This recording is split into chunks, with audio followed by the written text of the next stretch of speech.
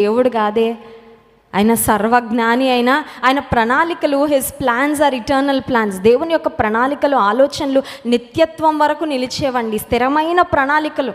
కొన్నిసార్లు మనం కొన్ని ప్లానింగ్స్ చేసుకొని, కొన్ని ప్రణాళికలు వేసుకొని, ఇది మంచిగా లేదు, ఈ ప్రణాళిక బాగాలేదు, ఇది వర్కౌట్ అవ్వట్లేదని కొన్నిసార్లు మన ప్రణాళికలు మనం మార్చుకుంటూ ఉంటాం. కానీ దేవుడు అట్లా he will not make mistakes. ఆయన పొరపాట్లు చేసే దేవుడు కాదు.